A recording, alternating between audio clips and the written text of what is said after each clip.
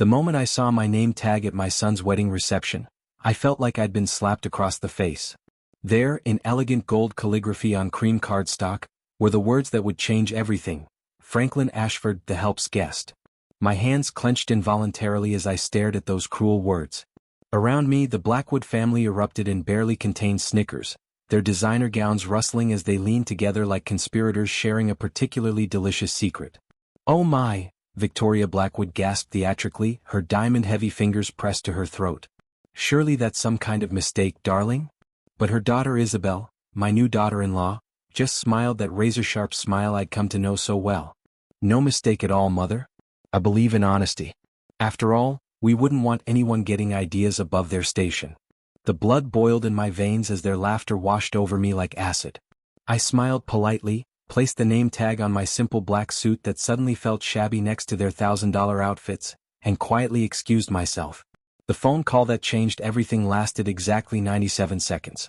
But the story behind why I made it? That begins 6 months earlier when I learned that some people mistake kindness for weakness. By morning they would learn what real power looks like. Hey friend, if you love real gripping stories where justice hits hard and betrayal never goes unpunished, please subscribe. 1 second for you, big deal for me. My name is Franklin Ashford, and for 72 years I've believed that a man's worth isn't measured by his bank account, but by how he treats the people around him.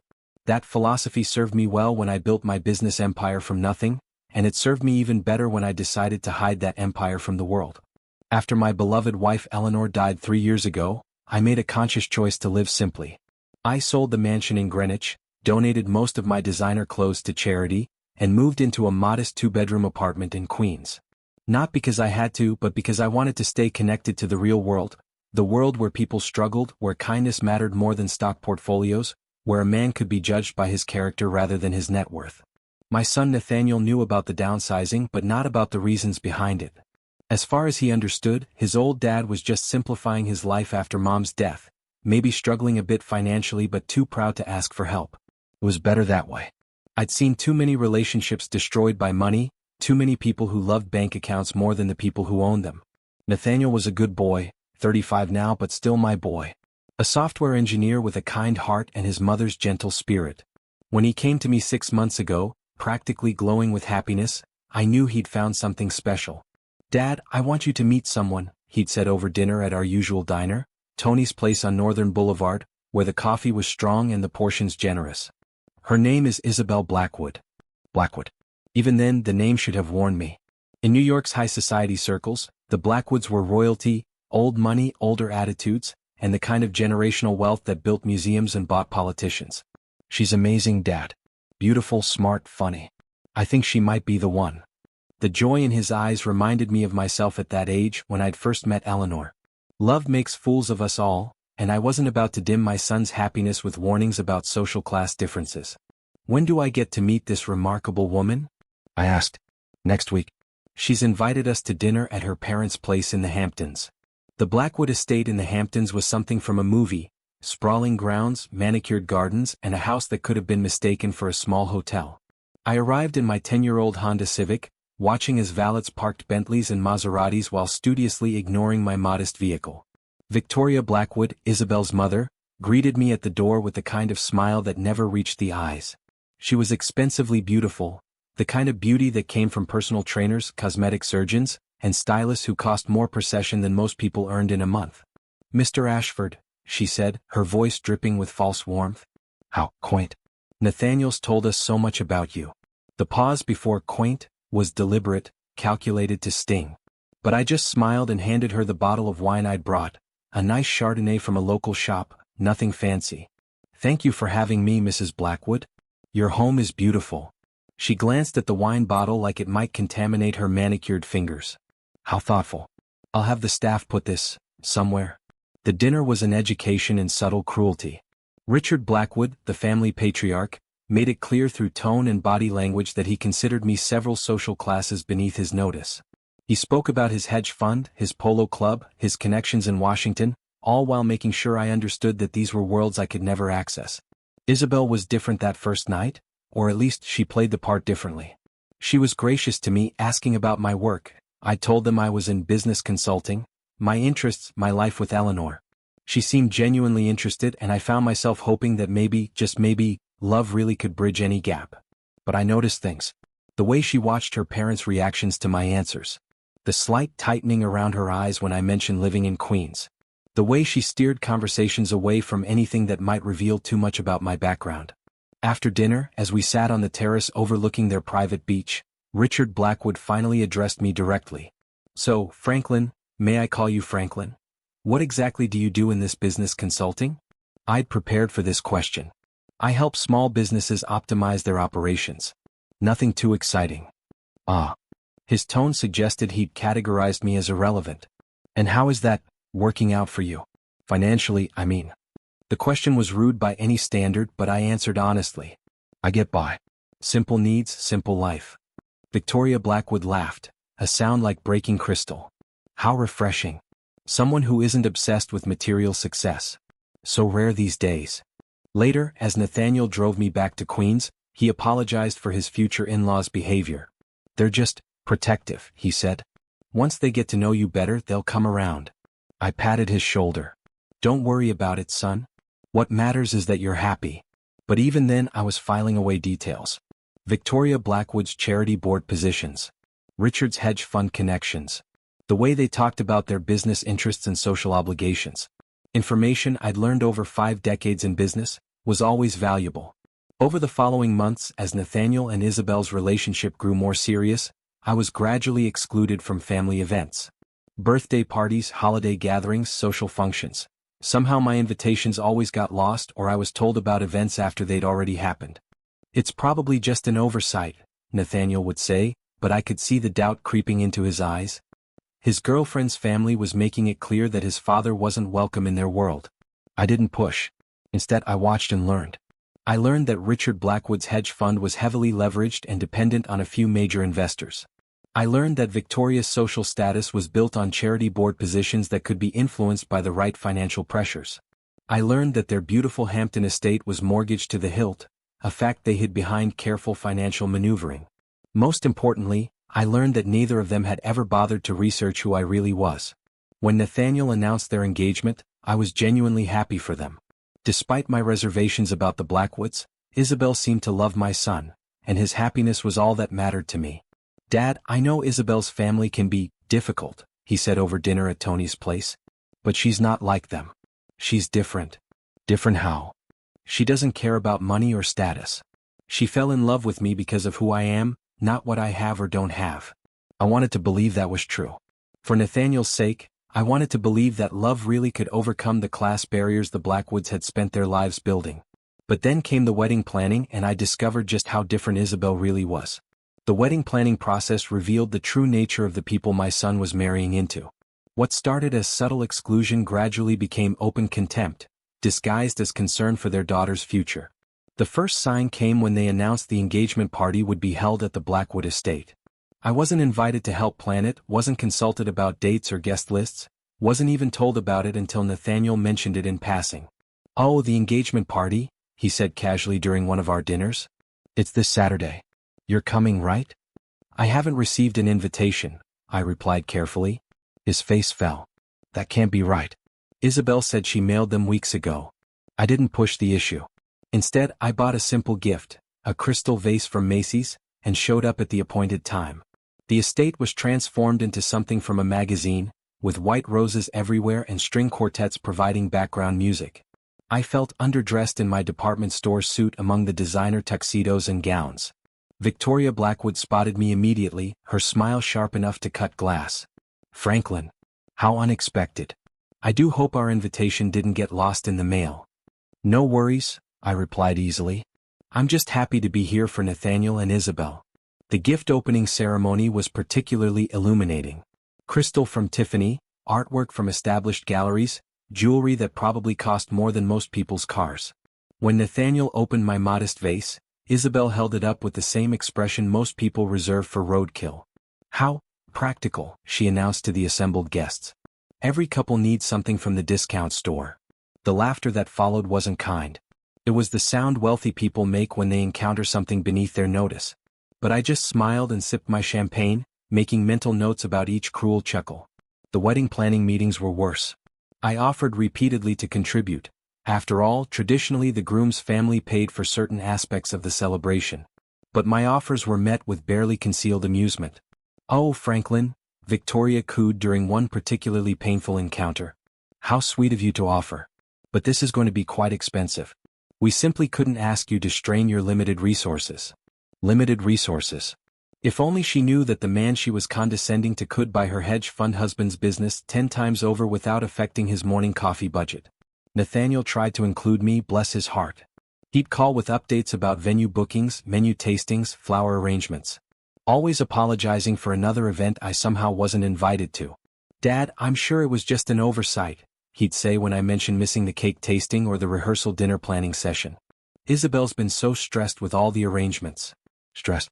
Yes, I imagined coordinating a $250,000 wedding while simultaneously planning ways to exclude your future father-in-law would be exhausting work. But the real education came during a conversation I wasn't supposed to overhear. I'd arrived early for one of the few wedding-related events I was actually invited to, a family dinner at an upscale Manhattan restaurant.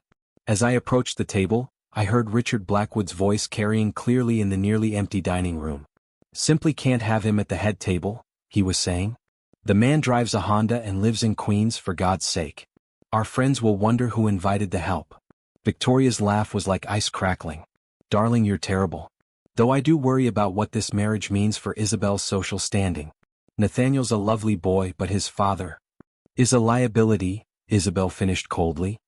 "I've tried to subtly suggest that maybe he doesn't need to be so involved in the wedding. But Nathaniel keeps insisting on including him." "Perhaps," Richard said thoughtfully, "we need to make our position clearer. Sometimes people need to understand their place in the social order." I stood there in the restaurant's entryway, listening to three people calmly discuss how to humiliate me at my own son's wedding. The conversation continued for several more minutes, covering everything from seating arrangements designed to minimize my visibility to strategies for keeping me away from their important guests. When I finally approached the table, they greeted me with warm smiles and false enthusiasm, as if they hadn't just been plotting my social exile. I played my part, making small talk and pretending not to notice the meaningful glances they exchanged. But something fundamental had shifted. I'd spent months giving them the benefit of the doubt, assuming their coldness came from protective parental instincts or simple social awkwardness. Now I understood, they weren't protecting their daughter from an unsuitable in-law. They were actively conspiring to humiliate a man whose only crime was loving his son enough to accept any treatment for the sake of his happiness. That night I made some phone calls of my own.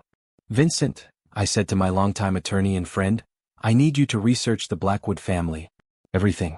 Financial structure, business dependencies, social vulnerabilities. I want to know every lever of power they depend on." Vincent Hayes had been handling my legal affairs for 25 years. He was one of the few people who knew the full extent of my business empire, and he understood immediately that this wasn't a casual request. "How deep do you want me to go, Franklin?" "Deep enough to understand exactly how their world works." "And Vincent?" "Do it quietly. They have no idea who I am, and I'd like to keep it that way for now." The research that came back was fascinating. The Blackwood family's wealth was largely smoke and mirrors, impressive on the surface, but built on leveraged investments and carefully managed debt. Richard's hedge fund was successful, but dependent on a few major institutional investors. Victoria's social status came from charity board positions that were essentially purchased through donations. Their Hampton estate, their Manhattan penthouse, even their art collection, all of it was mortgaged or held as collateral for various business ventures. More importantly, I discovered the connections. Richard's hedge fund was partially owned by Cromwell Financial Group, one of the investment firms in my portfolio. Victoria's favorite charity depended on grants from the Ashford Foundation, Eleanor's legacy project that I'd continued funding through carefully structured anonymous donations. Even their country club memberships were subsidized through a network of businesses that I controlled through shell companies and trusts. They'd spent months treating me like an embarrassing relative they had to tolerate. What they didn't know was that I already owned their world. I just never felt the need to exercise that control. As the wedding date approached, their treatment of me became increasingly bold. They assigned me to the furthest table from the wedding party. They scheduled the rehearsal dinner at a restaurant that unfortunately couldn't accommodate one more guest. They made it clear through 1,000 small cruelties that I was tolerated, not welcomed. But they made one critical mistake. They underestimated the man they were dealing with. The wedding day dawned perfect, cloudless skies and a gentle breeze that would make for beautiful photographs. The Blackwood estate had been transformed into something from a fairy tale, with white roses climbing every available surface and string quartets positioned throughout the gardens. I'd chosen my outfit carefully, a simple black suit from Men's Warehouse, a white shirt and a conservative tie. Nothing flashy, nothing that would draw attention or upstage the bride. I wanted to blend in, to be forgettable. Sometimes the best revenge starts with being underestimated. The ceremony was beautiful. Standing in the back row, because apparently even the church seating had been strategically arranged, I watched my son's face as Isabel walked down the aisle in her $15,000 gown. For a moment, seeing his pure joy, I almost forgot why I was angry. Almost let myself believe that maybe love really could overcome the poison her family had been spreading. Then the reception began and I remembered exactly who I was dealing with. The cocktail hour was a masterclass in social exclusion. I found myself consistently cut out of conversations, physically edged away from groups, and treated like an unwelcome intruder at my own son's celebration. The Blackwoods' friends had clearly been briefed on who I was, or rather who they thought I was, and they responded accordingly. "Excuse me," a woman in a Chanel suit said when I tried to join a conversation near the bar. "I think the service entrance is around back." When I explained that I was the groom's father, she looked genuinely confused. "Really? How unusual." The dinner seating was the final insult. I found my table, number 14, tucked away in a corner near the kitchen doors, far from the wedding party and important guests. The other people at my table were clearly society's afterthoughts. A +1 whose date had abandoned her, an elderly great-uncle who seemed confused about where he was, and a couple who appeared to be staff members someone had taken pity on. But it was the name tag that broke something inside me that I hadn't even known could be broken. There, in Isabel's perfect calligraphy, were the words that would haunt her family for the rest of their lives. Franklin Ashford, the help's guest. I stared at those words, feeling a cold fury settle over me like a winter coat. This wasn't casual cruelty or thoughtless snobbery. This was calculated humiliation, designed to put me in my place in front of a room full of witnesses. "Oh my goodness," Victoria Blackwood gasped as she noticed the name tag, her hand flying to her throat in mock horror. "Surely that's some kind of mistake, darling?" But Isabel's smile was razor-sharp as she appeared beside her mother. "No mistake at all. I thought honesty was important in family relationships." Her eyes met mine across the table, cold and triumphant. "Don't you agree, Franklin? After all, we wouldn't want anyone getting ideas above their station." The laughter started with Richard Blackwood, a booming sound that encouraged others to join in. Soon half the reception was chuckling at the clever wordplay, at the delicious cruelty of publicly humiliating the groom's father at his own son's wedding. I stood up slowly, placed the name tag carefully in my jacket pocket and smiled. "You're absolutely right, Isabel," I said quietly. "Honesty is very important in family relationships. I think it's time for some honesty all around." Then I walked away. I found a quiet corner of the estate's library, surrounded by leather-bound books that probably cost more per volume than most people's car payments. The irony wasn't lost on me, making the call that would destroy their world while surrounded by the symbols of their supposed intellectual superiority. My fingers didn't shake as I dialed Vincent Hayes' number. They should have, considering what I was about to set in motion, but I'd never been one for dramatics. Just cold, calculated action when the situation demanded it. "Vincent," I said when he answered. "It's Franklin. I know it's Saturday evening, but I need you to execute those Blackwood portfolio adjustments we discussed. All of them. Tonight." Vincent had been preparing for this possibility ever since I'd asked him to research the family. He was also one of the few people who understood exactly how much power I wielded in the financial world. "Franklin," he said carefully, "are you certain? Once we pull those investments and call in those markers, there's no going back. The ripple effects will be significant." I looked through the library window at the reception guests laughing and dancing on the terrace, champagne glasses catching the evening light like tiny suns. Somewhere out there, my son was celebrating the happiest day of his life, blissfully unaware that his new wife's family had just made the biggest mistake of their lives. "I'm very certain," I said. "And Vincent? Activate the acceleration clauses on all their debt obligations. Every loan, every mortgage, every line of credit." A long pause. "That will trigger immediate default proceedings. They won't have 72 hours to respond.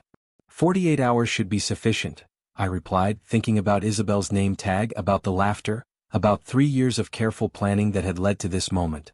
After all, we wouldn't want to be unreasonable. And if they try to negotiate? I watched through the window as Isabel posed for photographs, radiant in her triumph at having successfully humiliated me in front of everyone who mattered. She had no idea she'd just triggered her own financial apocalypse. "Tell them," I said quietly, "that the help's guest sends his regards." After ending the call, I slipped back to the reception long enough to kiss Nathaniel goodbye and congratulate the happy couple. Isabel was gracious in victory, accepting compliments on her honest name tags with false modesty that made my teeth ache. "Leaving so early?" she asked as I approached the head table. "But we haven't even cut the cake yet." "I'm sure you'll manage without me," I replied sweetly. "After all, you're so good at managing without help." Her laugh was like breaking glass. "Oh, Franklin, you're so understanding. I do hope we can maintain this clarity between us going forward." Clarity. Yes, we definitely had clarity now. She understood that she could humiliate me publicly and face no consequences. I understood exactly who she was beneath the beautiful surface. What she didn't understand yet was who I was beneath mine. But by Monday morning, her education would begin. I didn't sleep that night. Instead, I sat on my apartment balcony with coffee and waited for the financial markets to open in Asia. By my calculations, the first notifications would start reaching the Blackwood family around 6 a.m. Eastern Time, when their investment managers began reviewing overnight trading reports. The beauty of modern global finance is that money never sleeps.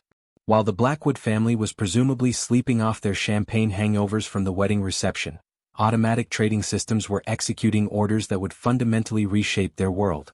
My phone rang at 6:17 a.m. "Nathaniel." "Dad, I just got the strangest call from Isabel. She's hysterical about some kind of financial emergency. Her father got calls from lawyers and investment managers. Something about loan defaults and portfolio liquidations. Do you know anything about this?" I sipped my coffee, watching a cardinal build its nest in the oak tree outside my window. "How would I know anything about their financial affairs, son? I'm just the help's guest, remember?" "Dad, please. This isn't the time for jokes. Isabel's really upset. She's saying her family might lose everything." "Lose everything? That doesn't seem possible. They're wealthy." That's what I thought too, but apparently their accountant is saying something about leveraged positions and margin calls. I don't understand most of it, but it sounds serious. I understood it perfectly. Richard Blackwood's hedge fund had built its success on borrowed money and leveraged investments. When you remove the underlying assets that secured those loans, assets I just sold off through my various shell companies, the whole structure collapses like a house of cards. "Sometimes," I said gently, "what appears to be wealth is actually just very expensive debt. And sometimes the people you think are powerless turn out to be holding all the cards." A long silence. "Dad, what did you do?" I made a phone call. By noon, my quiet apartment had become mission control for watching the Blackwood family's world crumble. Vincent called with updates every hour, his voice mixing professional satisfaction with genuine concern for the scope of what we were unleashing. "The morning cascade was just the beginning," he reported during his third call. "Cromwell Financial Group is conducting emergency reviews of all major positions. Richard Blackwood's fund is hemorrhaging investors. And their personal situation? Worse than I expected. The Hampton estate will enter foreclosure proceedings Tuesday unless they can produce $3.2 million by end of business Monday. Given their current liquidity crisis, that seems impossible. I'd done my homework thoroughly. Over the past 6 months, while playing the role of humble father-in-law, I'd quietly identified every financial vulnerability the Blackwood family possessed. Their hedge fund depended on institutional investors I controlled through pension funds and investment groups. Their social status was maintained through charity board positions funded by grants I could influence.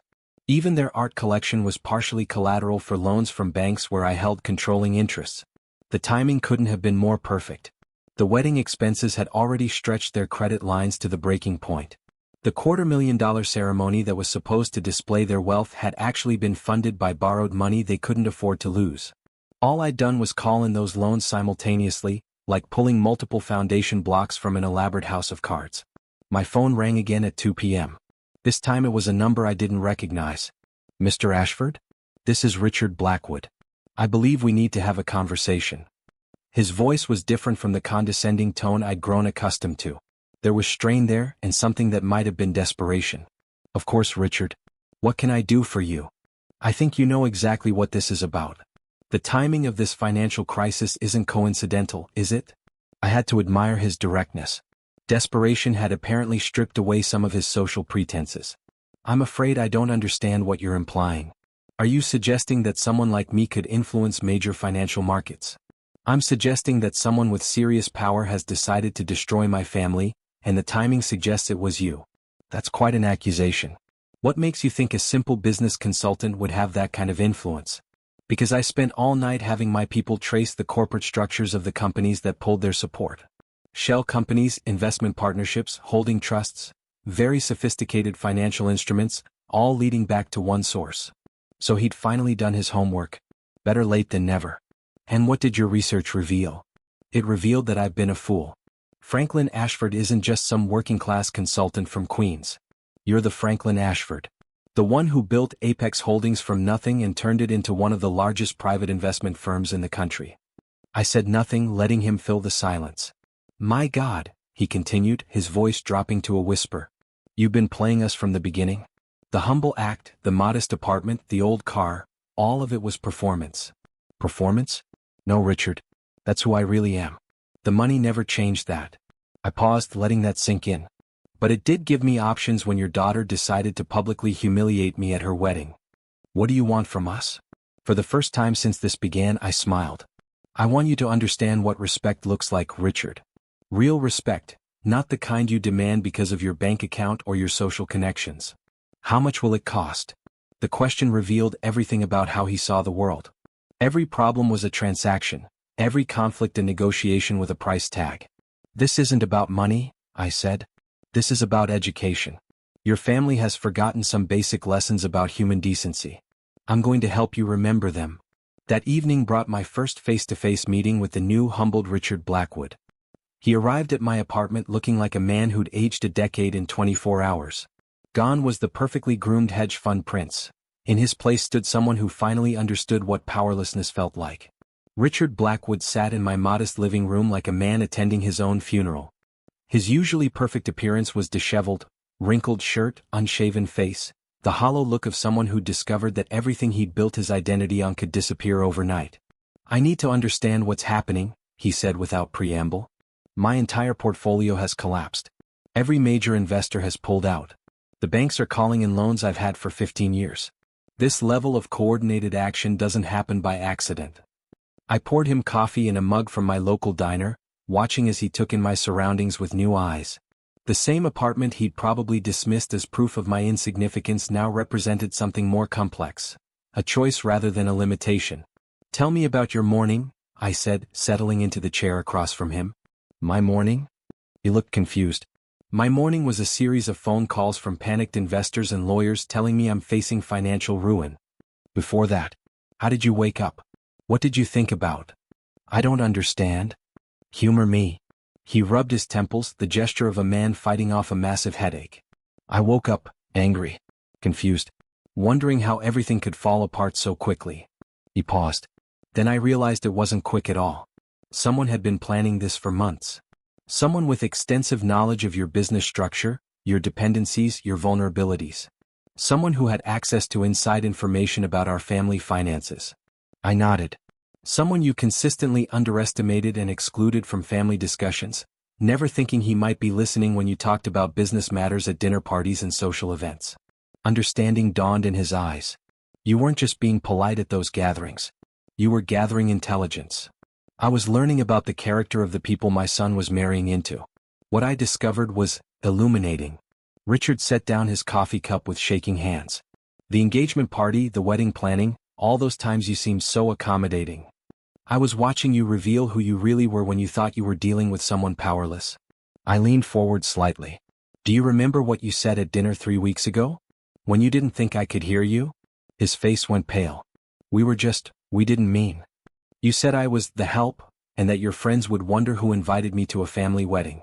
Your wife laughed about how I was a liability to Isabel's social standing. And your daughter, my new daughter-in-law, agreed that I needed to understand my place in the social order. We were wrong. You were honest, I interrupted. Brutally, clearly honest about how you see people you consider beneath you. The question now is whether you're capable of learning from that honesty. I stood up and walked to my small desk, pulling out a folder I'd prepared the night before. Let me show you exactly what that honesty has cost you. I spread the documents across my coffee table. Corporate ownership papers, bank statements, investment portfolios. The numbers were staggering enough to make Richard sink deeper into his chair. Apex Holdings controls $47 billion in assets across 23 countries, I began. We have majority stakes in 89 major corporations including Cromwell Financial Group, the parent company of your hedge fund. Richard stared at the papers like they were written in a foreign language. You own my company? I own the company that owns your company. Along with the bank that holds your mortgage, the investment firm that manages your personal portfolio, and the charitable foundation that funds your wife's favorite social causes. This is impossible. We researched you when Nathaniel first started dating Isabel. You're a consultant from Queens. I am a consultant from Queens. I also happen to be one of the wealthiest men in America. I gathered the papers back into the folder. The difference is that I don't need my money to feel important. Your family apparently does. Richard was staring at me like he was seeing a ghost. Why? Why hide all this? Why live like this? He gestured around my modest apartment. Because I wanted to know who my son was marrying and who her family really were. Money changes people, Richard. It makes them see dollar signs instead of human hearts. I needed to know that my new family would love Nathaniel for who he is, not what he might inherit. And we failed that test. Spectacularly. He was quiet for a long moment, processing the magnitude of his misjudgment. What happens now? I pulled out another folder. Now your family gets educated. Each of you is going to learn what it means to live without the safety net of unearned privilege. You're going to destroy us. I'm going to teach you. There's a difference. I opened the second folder, revealing a detailed plan I'd spent the weekend developing. Your hedge fund will be dissolved, but you'll have the opportunity to rebuild, working for someone else, learning humility in the process. Working for someone else? The horror in his voice was almost comical. I've arranged a position for you at Cromwell's Chicago office. Entry level. You'll learn the business from the ground up, alongside people you've spent your career looking down on. And Victoria? Your wife will discover what it's like to serve others instead of being served. I've arranged volunteer positions at 3 different charities, not as a board member writing checks, but as someone actually doing the work. Richard's face was cycling through emotions, anger, disbelief, and something that might have been fear. This is insane. You can't just restructure people's lives like this. Can't I? I smiled. Richard, for the past 24 hours, I've been restructuring your entire financial existence. Adjusting a few job descriptions is child's play by comparison. What about Isabel? What about my daughter? I had been saving this for last. Yes. The bride who thought it would be amusing to label me as the help's guest at her own wedding. I pulled out a final set of documents. Isabel will be getting the most comprehensive education of all. She's going to learn what real work looks like. The plan I developed for her was beautiful in its poetic justice. Isabel will be working as a housekeeper, I said simply. Starting with a company called Sterling Domestic Services. They handle cleaning for office buildings, hotels, and private residences. Richard's mouth fell open. You want my daughter to clean toilets? I want your daughter to understand what honest work feels like. To learn the value of earning respect rather than demanding it. I leaned back in my chair.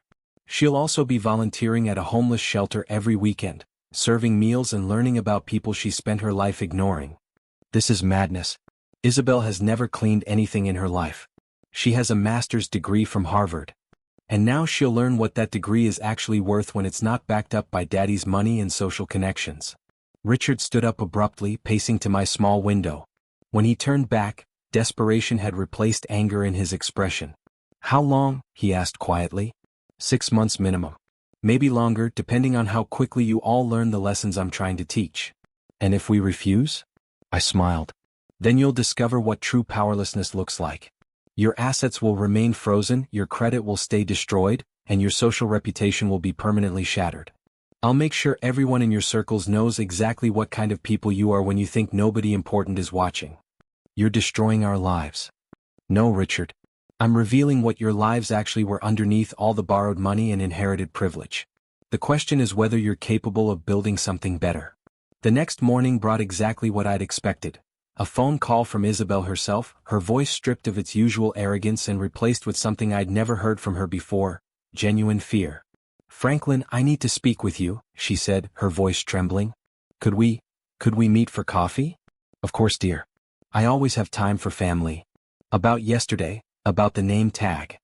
Let's meet at Murphy's Diner on Roosevelt Avenue, I interrupted. 1 o'clock. I assume you can find it. It's not exactly your usual scene, but I'm sure you'll manage. Murphy's was perfect for what I had planned. A working-class diner where a woman in designer clothes would stand out like a peacock in a chicken coop. When Isabel arrived at exactly 1 p.m., she was almost unrecognizable. Gone was the perfectly styled hair and flawless makeup. She looked like she'd aged 5 years overnight, her eyes red-rimmed from crying. "Thank you for meeting me," she said, sliding into the cracked vinyl booth across from me. Her hands shook as she picked up the laminated menu. "I don't know what to order. I've never eaten at a place like this." "The meatloaf special is excellent," I suggested. "Very reasonably priced. I imagine that's important to you now." She flinched at the words but nodded. When the waitress came over, a tired-looking woman about my age named Rosa, Isabel could barely make eye contact. "So," I said after we'd ordered, "what can I do for you, Isabel?" She took a shaky breath. "My father's lost his job. We might lose both houses. Everything's falling apart and I don't understand how this happened so fast." "These things rarely happen fast, dear. They build up over time like water behind a dam. Eventually, something gives way and it all comes crashing down at once. Can you help us?" The words seemed to physically hurt her to say. I stirred sugar into my coffee, taking my time to respond. "Help you? I'm just the help's guest, remember? What could someone like me possibly do for someone like you?" I was wrong to write that. The admission came out strangled. "I was angry and stupid and I took it out on you. I'm sorry." Sorry is a start. "But what exactly are you asking me to do, Isabel?" "I don't know. Nathaniel said you might have connections, that you made some kind of phone call. If there's any way you could help us, I'll do anything." "Anything." Such a dangerous word to use with someone you've underestimated. "Well," I said thoughtfully, "I might know some people. But help isn't free, dear. There are always conditions." Hope flickered in her eyes. "What kind of conditions?" I pulled out a folded piece of paper from my jacket and slid it across the table. "I've taken the liberty of outlining a few simple requirements. Nothing too difficult for someone as resourceful as yourself." Isabel's hands trembled as she read my list. I watched her face change with each line, confusion giving way to disbelief, then to something approaching horror. "You want me to work as a housekeeper for 6 months?" "Not just any housekeeper," I corrected. "You'll be working for Sterling Domestic Services. They handle everything from office buildings to luxury hotels.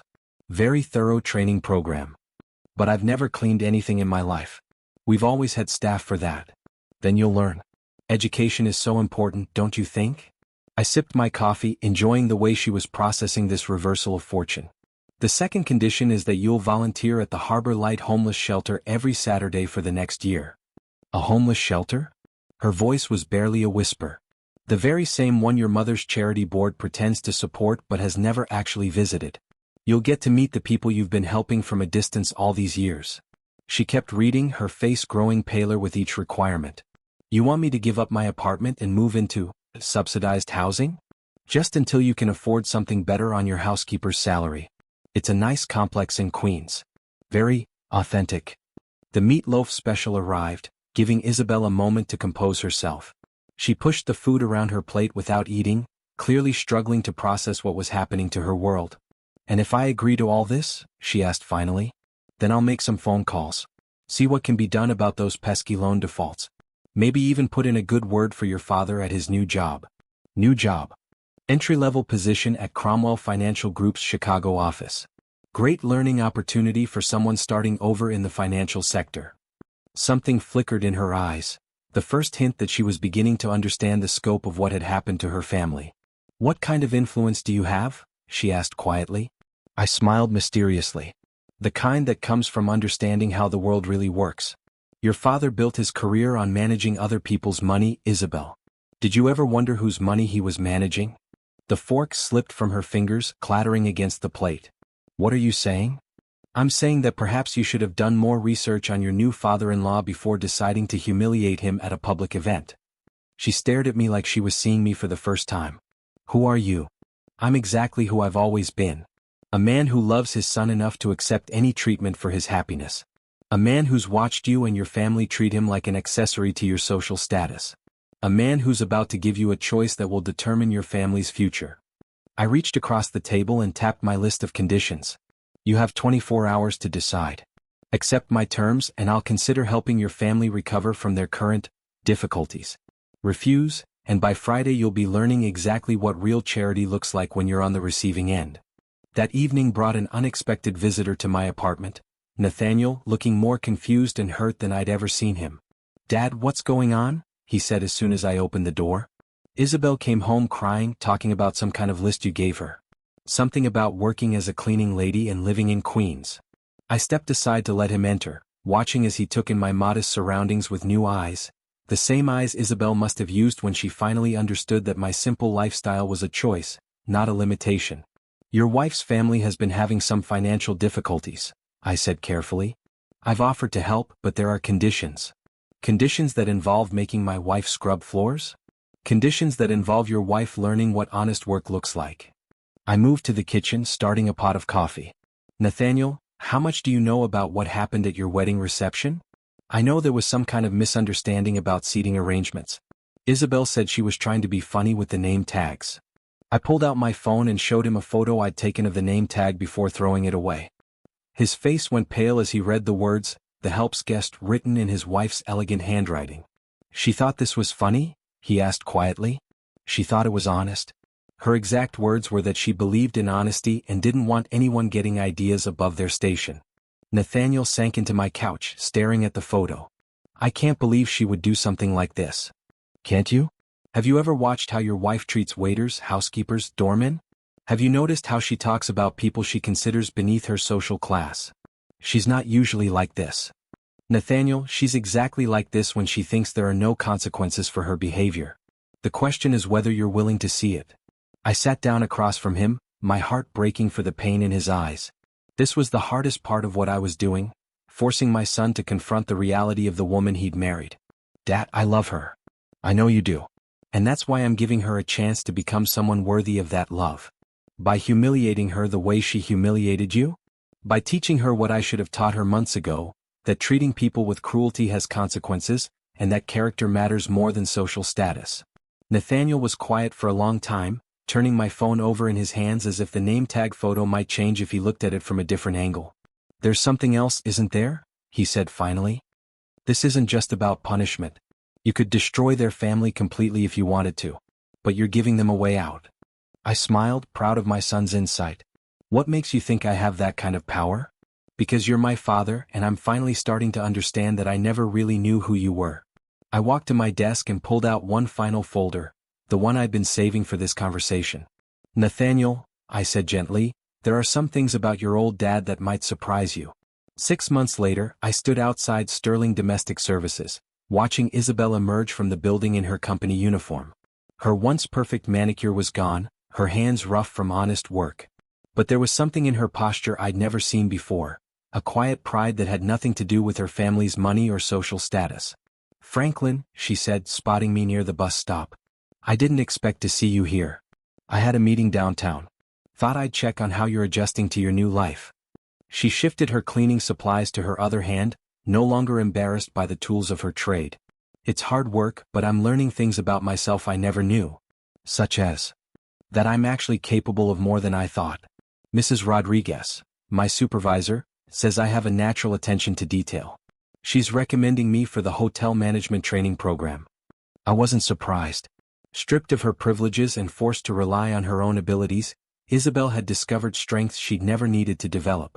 "How are things at Harbor Light?" Her face lit up, another change I'd never seen before. "There's this little boy, Rodri, who comes in with his mother every Saturday. He's been teaching me Spanish while I help him with his math homework. I never realized how much I could learn from people I used to think were beneath you." She nodded, her cheeks coloring slightly. "I was awful, wasn't I?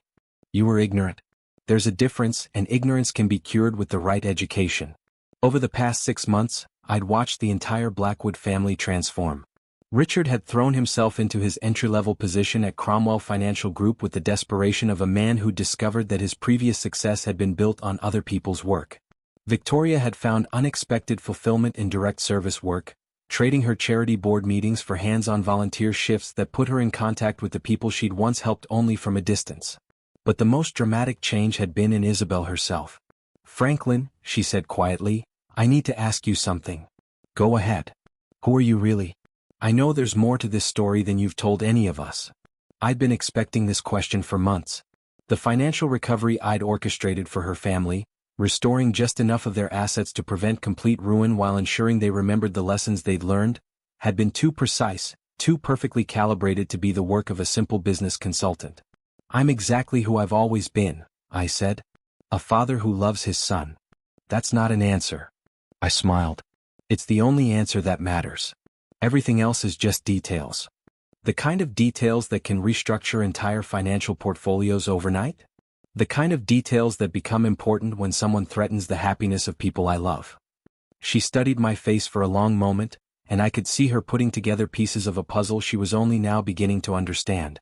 You could have destroyed us completely, she said finally. Instead you saved us. Why? Because destruction is easy. Teaching people to become better versions of themselves, that's the real challenge. A city bus pulled up to the stop and Isabel gathered her belongings. Franklin, she said as she prepared to board. Thank you. For everything. I know I didn't deserve your kindness, but I'm grateful for it. Everyone deserves the chance to learn from their mistakes, Isabel. The question is whether they're wise enough to take it. As the bus pulled away, I thought about the conversation I'd had with Nathaniel the night before.